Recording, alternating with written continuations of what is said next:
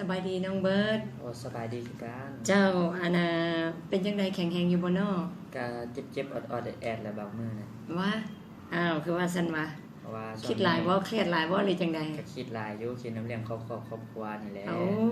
เนาะโอ้บ่เป็นหยังเด้อเนาะเดี๋ยวมีเรื่องมาเล่าให้ฟัง และมันจะหายห่วงคลายเครียดของน้องได้เลยแหละโอ้เออลองว่ามาเบิ่งเป็นจังไดยามนี้น่ะได้ลูกจักคนแล้วโอ้ได้ลูก2คนลูก2คนแล้วผู้หนึงจักปีผู้หนึง7 ปี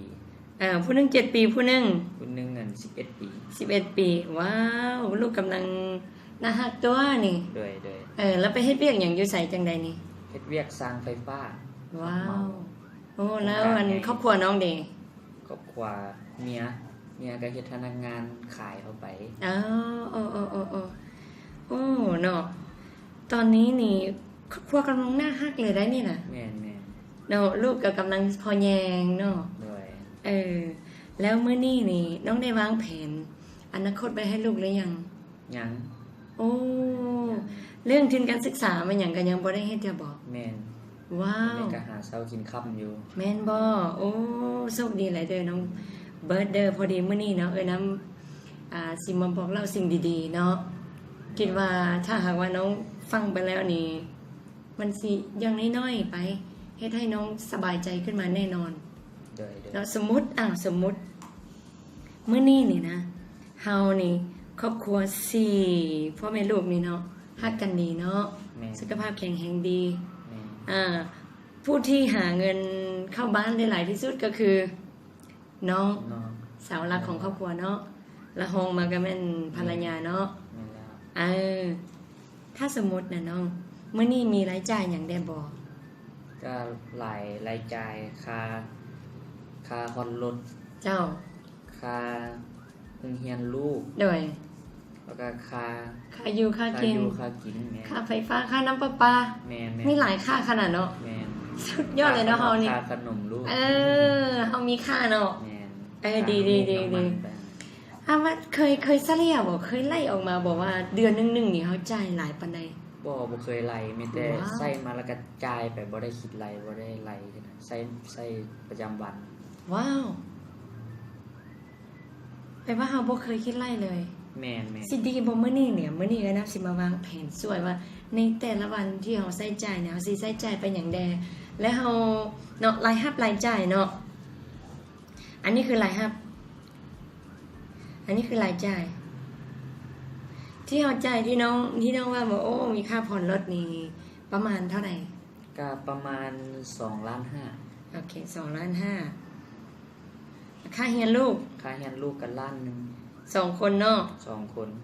ละ500,000แล้วก็ค่าอยู่ค่ากินตีเฉลี่ยเป็นกินก็ประมาณต่ำสุดก็800,000ว้าวมีค่าน้ำค่าไฟแม่นค่าน้ำค่าไฟก็ประมาณมันขึ้นกับเดือนใช้ไฟบางเดือนก็ต่ำสุดก็100,000 ปลายยังมีค่าสังคมอีกเด้แม่นอันนี้ค่าบัตรเชิญแม่นหลายปานใดอันนี้เฉลี่ยก็ประมาณ 2-3 แสนโอเค 2-3 แสนถือว่าถูกได้นี่น่ะแม่นเพราะว่าอยู่เขตนอกแน่อย่างน้อยนี่เนาะอันค่าใช้จ่ายประจำเดือนเนี่ย2.5 ล้าน3.5 ล้านว้าวเกือบ4 ล้านปลายได้นี่แม่นเกือบ4.5 ล้านได้นี่แล้วรายรับของน้องเด้กับครอบครัวรายรับทางผัวก็ประมาณ5 ล้านประมาณ5 ล้านรายรับทางเมียก็ประมาณ2 ล้านเป็น7 ล้านว้าวถือว่าครอบครัวนี้พอใช้ได้นี่เนาะแม่นเนาะโอเค7 ล้านลบออก4.5 ล้านก็ยังถือว่าโชคดีนะยังเหลืออยู่2.5 ล้านซึ่งบางครอบครัวนี่บ่มีเหลืออะไรเลยเนาะย่านบ่เขากินเนาะถูกต้องมีหลายครอบครัวเนาะที่น้ำเคยลงเนี่ยเขาบ่มีเหลือเลยและกันยังบ่พอเก็บน้องถือว่าโชคดีที่มีพอเก็บเนาะแม่แล้วในแต่ละมื้อนี่ผู้สาวรักของครอบครัวก็คือน้องแม่มื้อนี้ภาระทุกอย่างแล้วก็รายรับรายจ่ายทุกอย่างเขาก็เห็นกันอยู่แม่ถามว่ามื้อนี้นี่น้องได้ฝ ฝากธนาคารเนาะแต่ละมื้อนี้เนาะแม่นฝากธนาคารฝากธนาคารไว้กินดอกเบี้ยแต่มื้อนี้นี่ไอ้น้ำสิมาเล่าโครงการนึงซึ่งมันได้ทั้ง2ทางเลยถ้าน้องไปฝากธนาคารสมมุติเนอะถ้าไปฝากธนาคารมันได้ดอกเบี้ยปกติแม่นแต่ถามว่าเนาะมันมีอีกทางนึงถ้าหากว่าเฮาเนี่ยสามารถแบ่งออกจากธนาคาร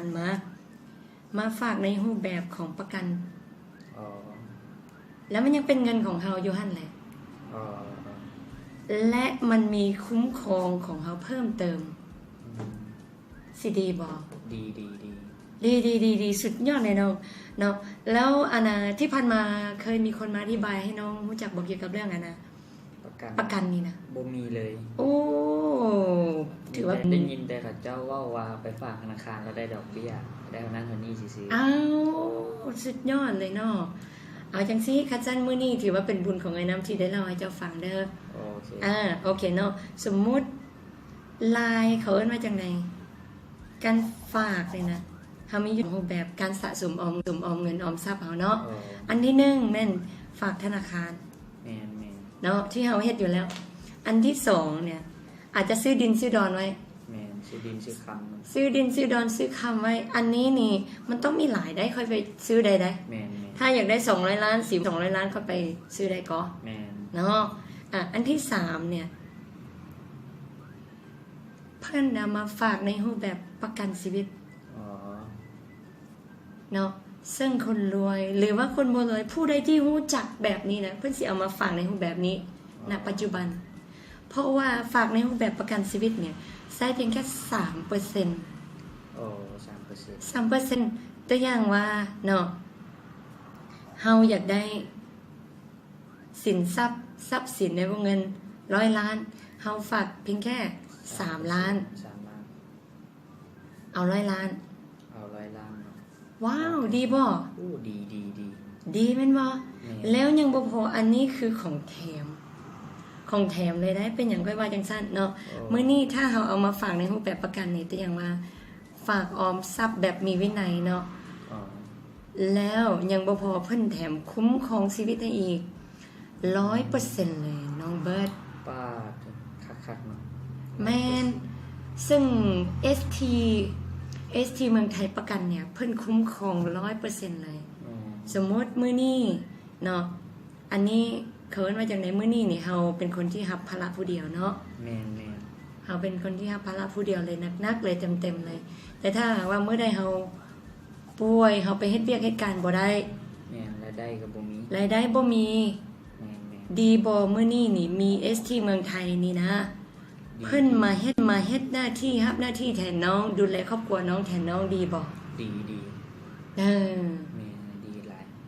นี่แหละคือไอ้น้ำบอกว่ามันสุดยอดที่ได้เห็นรู้จักมาได้ไปรู้จักมาก็เลยอยากมาบอกบุญต่อถ้าน้องสนใจบ่สนใจเลยสนใจแล้วมีเอกสารหรือมีไม่หยังบ่เอาอยากเฮ็ดมื้อนี้เลยได้ได้ตัวมีพอดีน้ำมีเอกสารมาพร้อมเนาะเดี๋ยวเซ็นแอปมื้อนี้เลยเนาะโอเคเอาขอบใจหลายๆเด้อน้องเบิร์ดที่น้องฮักครอบครัวและเฮ็ดป่าไว้ให้ครอบครัวเนาะเฮ็ดเพื่อครอบครัวเพราะว่าหยังเฮาเนี่ยฮักครอบครัวอยู่ละดูแลครอบครัวสามารถ